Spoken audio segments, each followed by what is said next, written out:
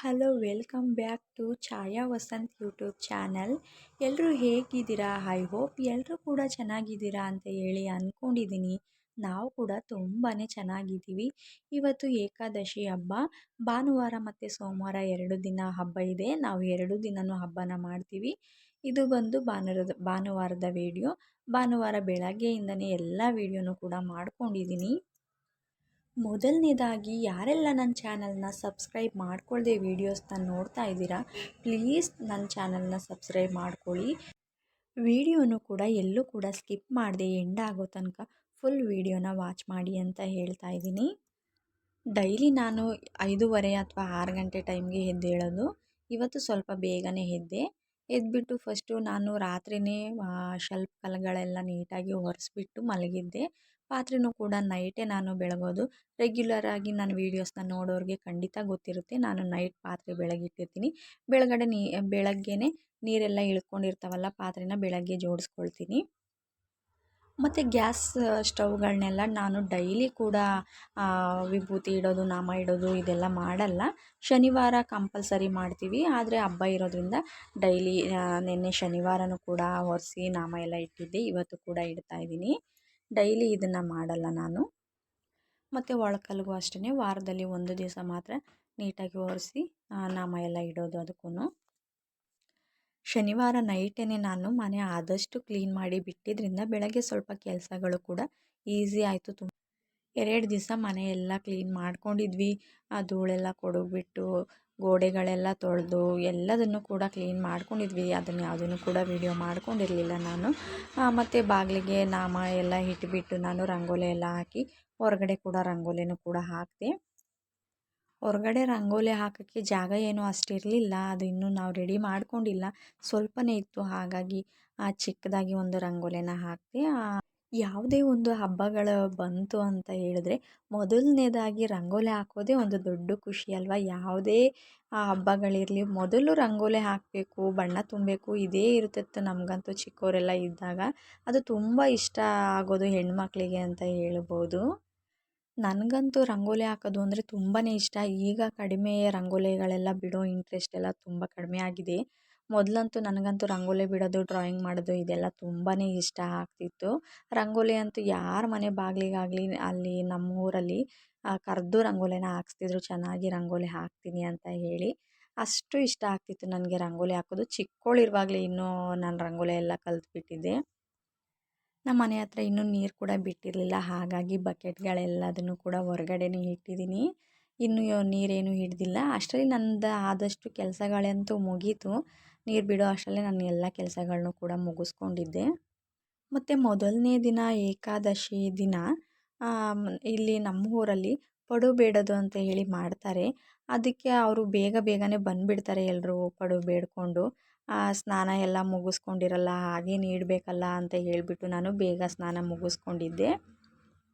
ಮತ್ತು ನಮ್ಮ ಅಮ್ಮ ಅವರು ಆ ಮನೆಯಲ್ಲಿ ಏಕಾದಶಿನ ಮಾಡ್ತಿರಲಿಲ್ಲ. ನಮ್ಮ ಊರಲ್ಲಿ ಎಲ್ಲ ಶಿವರಾತ್ರಿ ಹಬ್ಬನ ಮಾಡ್ತಿದ್ವಿ. ಏಕಾದಶಿ ಅಂದರೆ ಏನು ಅಂತಲೇ ನನಗೆ ಗೊತ್ತಿರಲಿಲ್ಲ. ಮದುವೆ ಆದಮೇಲೆ ನನಗೆ ಏಕಾದಶಿ ಹಬ್ಬನೂ ಇದೆ, ಏಕಾದಶಿ ಹಬ್ಬ ಮಾಡ್ತಾರೆ, ಈ ರೀತಿ ಎಲ್ಲ ಮಾಡಬೇಕು ಅಂತೇಳಿ ಗೊತ್ತಾಗಿದ್ದು ಮದುವೆ ಆದಮೇಲೆ. ಮೊದಲು ನಮಗೆ ಏಕಾದಶಿ ಅಂದರೆ ಏನು ಅಂತಲೂ ಗೊತ್ತಿರಲಿಲ್ಲ. ಯಾವಾಗಲೂ ಕೂಡ ಮಾಡಲ್ಲ, ಈಗಲೂ ಮಾಡಲ್ಲ ನಮ್ಮೂರಲ್ಲೆಲ್ಲ ಏಕಾದಶಿನ. ಮತ್ತು ನಮ್ಮ ಅಮ್ಮ ಮನೆಯಲ್ಲೆಲ್ಲ ಕಡಲೆ ಟೊಮಟ ಏನೂ ಯಾವಾಗಲೂ ಮಾಡಿರಲಿಲ್ಲ ನಾವು. ಇವಾಗಲೇ ನಾನು ಕಡಲೆ ಟೊಮಟ ಎಲ್ಲ ಮಾಡ್ತಾ ಇರೋದು. ಮತ್ತು ಕಡಲೆ ಟೊಮಟನ ನಾನು ಯಾವಾಗಲೂ ಕೂಡ ತಿಂದಿರಲಿಲ್ಲ, ನಮ್ಮೂರಲ್ಲಿ ಮಾಡಲ್ವಲ್ಲ, ಹಾಗಾಗಿ ತಿಂದು ಕೂಡ ಇರಲಿಲ್ಲ. ಈ ಮದುವೆ ಆದಮೇಲೆ ಕಡಲೆ ಟೊಮಟ ಎಲ್ಲನೂ ತಿಂದಿದ್ದು ನಾನು. ಇತ್ತೀಚೆಗಷ್ಟೇ ನಾನು ತಿಂತಾ ಇದ್ದೀನಿ. ನಮ್ಮ ಮನೆಯವರು ಮಾವಿನ ಸೊಪ್ಪನ್ನ ತಗೊಂಡು ಬಂದು ಬಾಗಿಲಿಗೆ ತೋರಣನ ಹಾಕ್ತಾ ಇದ್ದಾರೆ ನೋಡಿ. ಮಾವಿನ ಸೊಪ್ಪು ಜೊತೆಗೇ ಬಾಳೆದೆಲೆನೂ ತಗೊಂಡು ಬನ್ನಿ ಅಂತ ಹೇಳಿದ್ರೂ ಕೂಡ ಮರ್ತು ಬಂದಿದ್ದರು. ಮತ್ತೆ ಹೋಗಿ ತಗೊಬರ್ಬೇಕು ಇವಾಗ ಅವರು. ಬರೀ ಮಾವಿನ ಸೊಪ್ಪನ್ನ ಮಾತ್ರ ತಗೊಂಡು ಬಂದಿದ್ದರು. ಲಾಸ್ಟ್ ಟೈಮ್ ಖಾರ ಹಬ್ಬದಲ್ಲೂ ಕೂಡ ಹೀಗೆ ಮಾಡಿದರು, ಮರ್ತು ಬಂದುಬಿಟ್ಟಿದ್ರು ನೋಡಿ. ಈಗ ಪಡುವು ನೀಡೋಕೆ ಅಂತ ಹೇಳ್ಬಿಟ್ಟು ನಾನು ಒಂದು ಚಿಕ್ಕ ರೇಷನ್ಗೆ ರಾಗಿ ಹಿಟ್ಟನ್ನು ಹಾಕಿ ಎತ್ತಿಟ್ಕೊಂಡಿದ್ದೀನಿ. ಅವ್ರು ಬಂದಾಗೆಲ್ಲ ಬರ್ತಾನೆ ಇರ್ತಾರೆ ಎಲ್ರೂ. ಯಾರೆಲ್ಲ ಏಕಾದಶಿ ಮಾಡ್ತಾರೆ ಆ ಪ್ರತಿಯೊಬ್ಬರು ಮನೆಯವರು ಕೂಡ ಪಡುವು ಬೇಡೋಕ್ಕೆ ಅಂತ ಹೇಳಿ ಬರ್ತಾರೆ ನೋಡಿ. ಈ ರೀತಿ ಬರ್ತಾರೆ, ಪ್ರತಿಯೊಂದು ಮನೆಗೂ ಕೂಡ ಹೋಗ್ತಾರೆ. ಯಾರೆಲ್ಲ ಏಕಾದಶಿ ಮಾಡ್ತಾರೆ ಅವ್ರ ಮನೆಗಳಿಗೆಲ್ಲ ಹೋಗಿ ಈ ರೀತಿ ಪಡುವು ಬೇಡಿಕೊಂಡು ಹೋದ್ಮೇಲೆ ಅವರವ್ರ ಮನೆಯಲ್ಲಿ ಅವರು ಮುಡುಪಿಗೆ ಪೂಜೆನ ಮಾಡ್ತಾರೆ. ಮತ್ತು ಇವತ್ತಿನ ದಿನ ದಾಸಪ್ಪ ಅವರು ಕೂಡ ಬರ್ತಾರೆ, ಬೇರೆ ಊರಿನವರು ಎಲ್ಲರೂ ಕೂಡ ಮನೆಯಲ್ಲಿ ಶಂಖನ ಊದ್ಬಿಟ್ಟು ಜಾಕಟೆ ಬಾರಿಸಿ ಈ ರೀತಿ ಪಡುವನ್ನು ಕೂಡ ನೀಡಿಸ್ಕೊಂಡು ಹೋಗ್ತಾರೆ. ನಮ್ಮ ಮನೆಯವರು ಇನ್ನು ಇವಾಗ ಬಂದು ಸ್ನಾನ ಮುಗಿಸ್ಕೊಂಡು ಅಂದರೆ ಮುಡುಪೆಲ್ಲ ತೆಗೆದುಬಿಟ್ಟು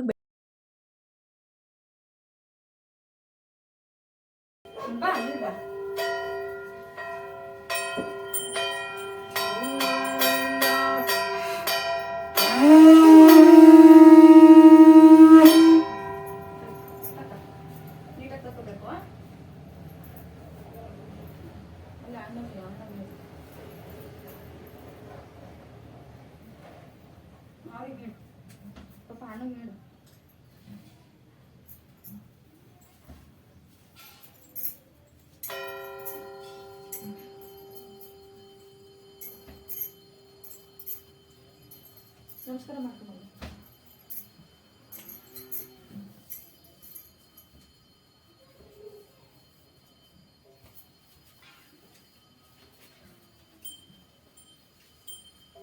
ಗೋವಿಂದ ಗೋವಿಂದ.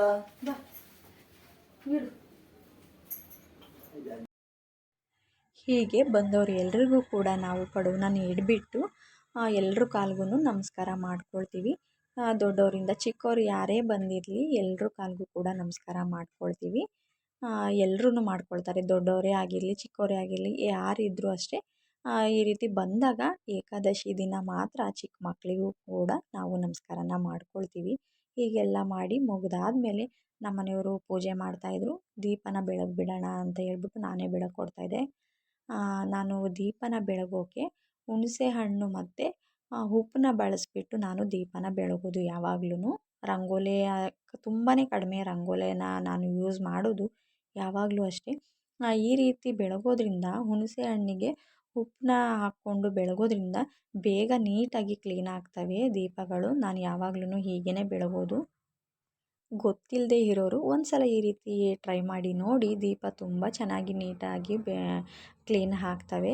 ಅದನ್ನೆಲ್ಲ ಮಾಡಿಕೊಟ್ಟು ನಾನು ಈಗ ಅವರು ಪೂಜೆ ಮಾಡ್ತಾಯಿದ್ರು. ನಾನು ಅಷ್ಟರಲ್ಲಿ ಕಡಲೆ ಟೊಮಟನ ರೆಡಿ ಮಾಡಬೇಕಲ್ವ, ಹಾಗಾಗಿ ಅದಕ್ಕೆ ಕೊಬ್ಬರಿ ಮತ್ತು ಎಳ್ಳು ಕಡಲೆ ಬೀಜ ಇದೆಲ್ಲದನ್ನು ಕೂಡ ರೆಡಿ ಮಾಡ್ಕೊಳ್ತಾ ಇದ್ದೀನಿ. ಮೊದಲು ದೇವರಿಗೆ ಎಷ್ಟು ಬೇಕೋ ನೈವೇದ್ಯಕ್ಕೆ ಅಷ್ಟು ಮಾತ್ರ ಮಾಡೋಣ ಅಂತ ಹೇಳಿಬಿಟ್ಟು ಅಷ್ಟನ್ನು ಮಾತ್ರ ಕಡಲೆ ಟೊಮಟನ ರೆಡಿ ಮಾಡ್ತಾಯಿದ್ದೀನಿ. ಅದಾದಮೇಲೆ ಮನೆಯಲ್ಲಿ ಬೇಕಲ್ವಾ, ಅಂದರೆ ಊಟಕ್ಕೆ ಎಲ್ರಿಗೂ ಹೇಳಿರ್ತೀವಿ ಅಲ್ವ ಇವತ್ತು, ಅವ್ರಿಗೆಲ್ಲ ಮಾಡೋಕ್ಕೂ ಕೂಡ ಬೇಕು. ಜಾಸ್ತಿ ಮಾಡ್ತೀವಲ್ಲ, ಹಾಗಾಗಿ ಎಲ್ಲದನ್ನು ಕ್ವಾಂಟಿಟಿ ಜಾಸ್ತಿನ ಮಾಡಿಟ್ಕೊಂಡಿದ್ದೀನಿ. ಜಾಸ್ತಿ ಮಾಡಬೇಕಲ್ವ, ಅದಕ್ಕೆ ಪಾಕ ಕಾಯಿಸೋಕ್ಕೆ ಅಂತ ಹೇಳ್ಬಿಟ್ಟು ಇವಾಗ ಬೆಲ್ಲನ ನೆನೆಸಿಡ್ತಾ ಇದ್ದೀನಿ. ಆಮೇಲೆ ಕುದಿಸ್ಕೊಳ್ತೀನಿ. ಜಸ್ಟ್ ನೀರನ್ನ ಹಾಕಿಬಿಟ್ಟು ಇಡ್ತಾಯಿದ್ದೀನಿ ಅಷ್ಟೇ, ಬೆಲ್ಲ ಕರಗಲಿ ಅಂತ ಹೇಳಿಬಿಟ್ಟು. ನೋಡಿ, ಇವಾಗ ನಮ್ಮ ಮನೆಯವರು ಪೂಜೆಗೆ ರೆಡಿ ಮಾಡ್ತಾ ಇದ್ದಾರೆ. ಈ ರೀತಿ ಮುಡುಪು ಮತ್ತು ಪಡು ಬೇಡ್ಕೊಬರೋಕ್ಕೆ ಅಂತ ಹೇಳಿ ಹೋಗ್ತಾರಲ್ವ, ಅದನ್ನು ಕೂಡ ಮನೆಯಲ್ಲಿ ಪೂಜೆ ಮಾಡಿಕೊಂಡೇ ತಗೊಂಡು ಹೋಗಬೇಕು. ನೋಡಿ, ಅದಕ್ಕೂ ಕೂಡ ನಾಮ ಇಟ್ಟಿದ್ದಾರೆ, ನೀವು ಅಬ್ಸರ್ವ್ ಮಾಡ್ತಾ ಇರ್ಬೋದು. ಪೂಜೆ ಎಲ್ಲ ಮುಗಿಸ್ಕೊಂಡು ಆಮೇಲೆ ಅದನ್ನು ತಗೊಂಡು ಪ್ರತಿಯೊಂದು ಮನೆಗೂ, ಅಂದರೆ ಏಕಾದಶಿ ಮಾಡ್ತಿರೋರೆಲ್ಲರ ಮನೆಗೂ ಕೂಡ ಹೋಗಿ ಪಡು ಬೇಡಿಕೊಂಡು ಬರ್ತಾರೆ. ಬಂದ ಮೇಲೆ ಮತ್ತು ದೇವರಿಗೆ ಪೂಜೆ ಮಾಡೋದು. ಆವಾಗ ಅದನ್ನು ಹಿಟ್ಟನ್ನೆಲ್ಲ ತಗೊಂಡು ಬಂದಿರ್ತಾರಲ್ವ, ಅದನ್ನು ಮತ್ತು ದೇವ್ರ ಮನೆಯಲ್ಲಿ ಇಟ್ಟು ಪೂಜೆ ಎಲ್ಲ ಮುಗಿಸಿ ಮತ್ತು ಎಲ್ಲರ ಮನೆಯಲ್ಲೂ ಕೂಡ ಸಂಜೆ ಉಪವಾಸನ ತೀರಿಸ್ಕೊಳ್ಳೋದು ಮತ್ತು ಪೂಜೆನ ಮಾಡೋದು ಮಾಡ್ತಾರೆ.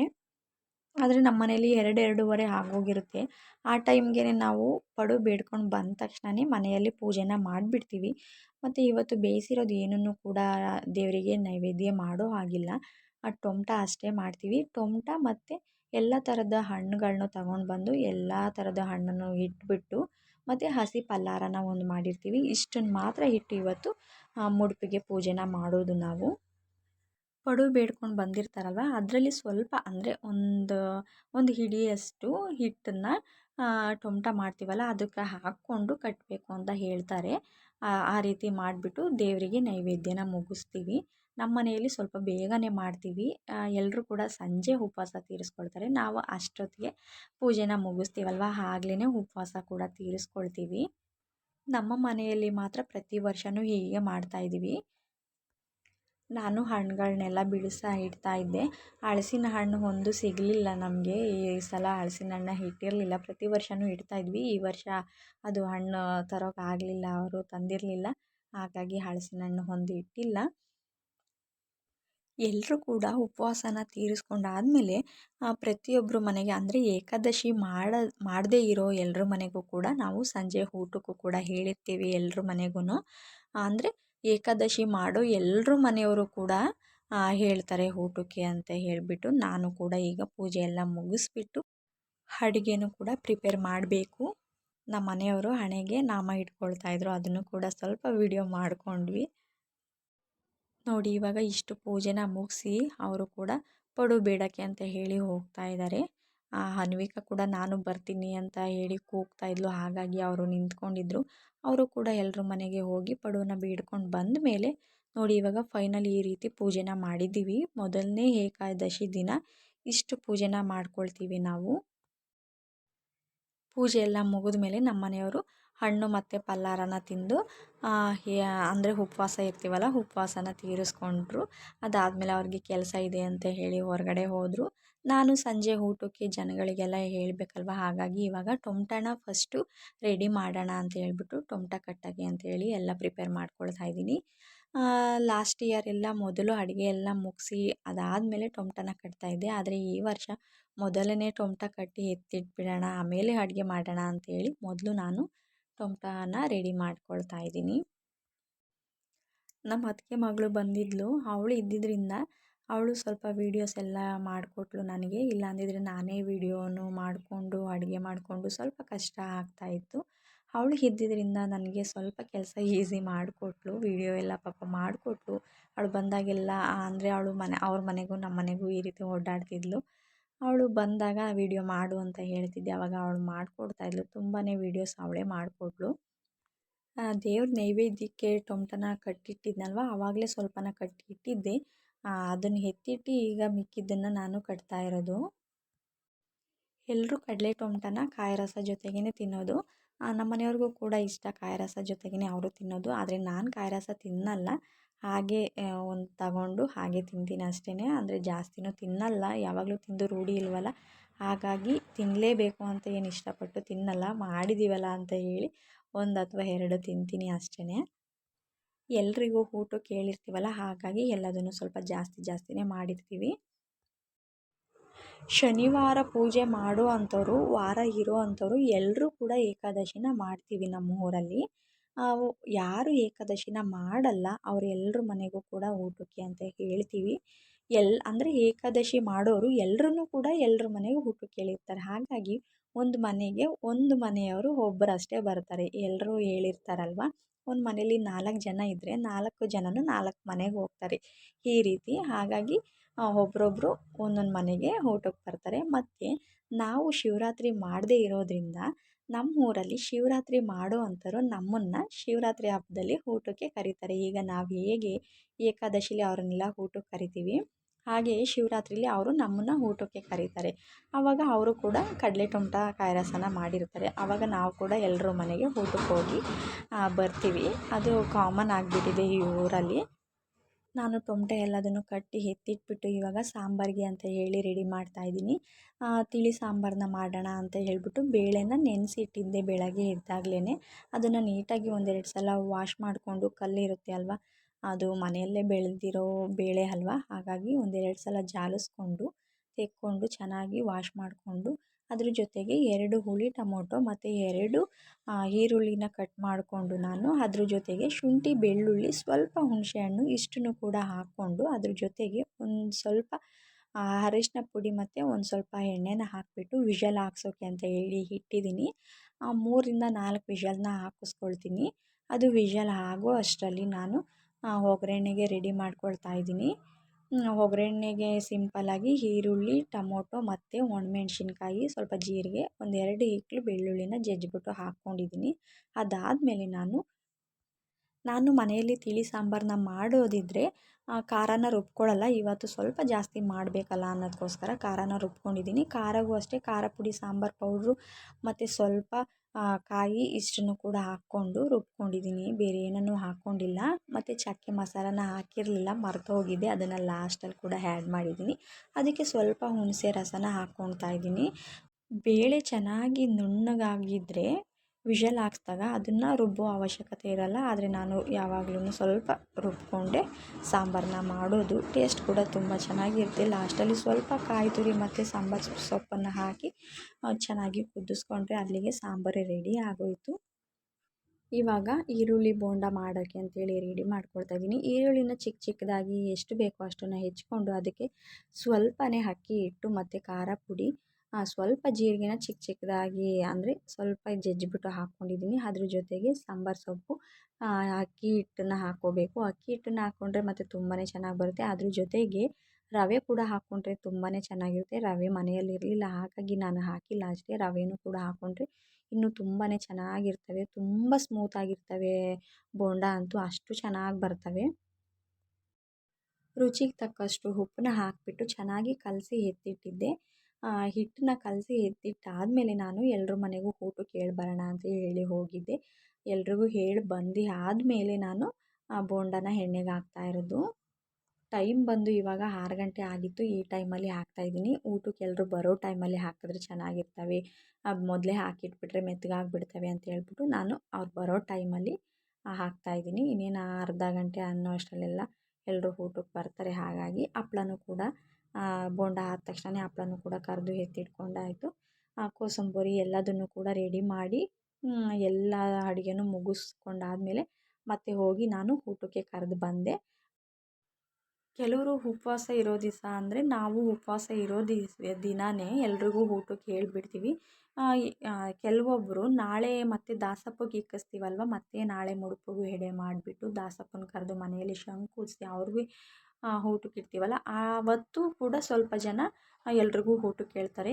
ಉಪವಾಸ ದಿವಸ ಹೇಳದೇ ಇದ್ದವರು ನಾಳೆ ಹೇಳ್ತಾರೆ. ನಾವು ಮಾತ್ರ ಯಾವಾಗಲೂ ಉಪವಾಸ ಇದ್ದಿದ್ದ ದಿವಸನೇ ಎಲ್ರಿಗೂ ಕೂಡ ಹೇಳೋದು. ಕೆಲವೊಂದು ಮನೆಯವ್ರು ಮಾತ್ರ ನಾಳೆ ಹೇಳ್ತಾರೆ. ನೋಡಿ, ಎಲ್ಲ ಅಡುಗೆನೂ ಫಿನಿಶ್ ಆಗಿದೆ. ಇವಾಗ ಎಲ್ಲದನ್ನು ಕೂಡ ಕೆಳಗಡೆ ಜೋಡಿಸ್ಕೊಂಡಿದ್ದೀನಿ. ಬಂದಾಗ ಅಲ್ಲೊಂದು ಇಲ್ಲೊಂದು ಇಟ್ಕೊಂಡು ಸುಮ್ಮನೆ ಗಿಜಿ ಬಿಜಿ ಮಾಡ್ಕೊಳೋದು ಬೇಡ ಅಂತ ಹೇಳ್ಬಿಟ್ಟು ಎಲ್ಲದನ್ನು ಕೆಳಗಡೆನೇ ಎತ್ತಿಟ್ಕೊಂಡು ನಾನು ಅವರೆಲ್ಲರೂ ಬಂದಾಗ ಊಟಕ್ಕೆ ಇಡೋಣ ಅಂತೇಳಿ ಇಟ್ಕೊಂಡಿದ್ದೆ. ನೋಡಿ, ಇವಾಗ ಬಂದಿದ್ದರು ಊಟಕ್ಕೆ, ಅವರಿಗೆಲ್ಲ ಊಟಕ್ಕೆ ಇಡ್ತಾ ಇದ್ವಿ. ಎಲ್ಲರೂ ಕೂಡ ವೀಡಿಯೋ ಮಾಡೋಕ್ಕಾಗಲಿಲ್ಲ. ಇಷ್ಟು ಜನ ಒಂದೇ ಸಲ ಬಂದಿದ್ದರು, ಹಾಗಾಗಿ ವೀಡಿಯೋ ಮಾಡಿಕೊಂಡೆ. ಒಬ್ಬರೊಬ್ಬರೇ ಬಂದಿದ್ದನ್ನೆಲ್ಲ ವೀಡಿಯೋ ಮಾಡ್ಕೊಳೋದು ಬೇಡ ಅಂತೇಳಿ ಮಾಡ್ಕೊಳ್ಳಿಲ್ಲ. ಇವರೆಲ್ಲರೂ ಒಂದು ಸಲ ಬಂದ್ರಲ್ವ, ಹಾಗಾಗಿ ವೀಡಿಯೋ ಚೆನ್ನಾಗಿರುತ್ತೆ ಅಂತೇಳಿ ಮಾಡಿಕೊಂಡೆ. ಬೇಡ ಊಟಕ್ಕೆ ಇಡೋದೆಲ್ಲ ಮಾಡ್ಕೊಳ್ಳೋದು ಅಂತ ಅಂದ್ಕೊಂಡು ಸುಮ್ಮನಿದ್ದೆ. ನಮ್ಮ ಅತ್ತೆ ಮಗಳಿದ್ಲಲ್ವ, ಅವಳು ನಾನು ಹೇಳೋದಕ್ಕಿಂತ ಮುಂಚೆನೇ ಮೊಬೈಲ್ನ ತಗೊಂಡು ವೀಡಿಯೋನ ಮಾಡಿದ್ಲು. ಹಾಗಾಗಿ ವೀಡಿಯೋ ಇತ್ತು ಅಂತ ಹೇಳ್ಬಿಟ್ಟು ಆ್ಯಡ್ ಮಾಡಿದೆ. ಬಂದವರು ಎಲ್ಲರೂ ಕೂಡ ಊಟ ಮಾಡಲ್ಲ. ಯಾಕಂದರೆ ಒಬ್ಬರೇ 4-5 ಮನೆಗೆ ಹೋಗಿ ಊಟ ಮಾಡಿರ್ತಾರೆ. ಎಷ್ಟು ಮನೇಲಿ ಅಂತ ಹೇಳಿ ಊಟ ಮಾಡ್ತಾರೆ ಅಲ್ವಾ.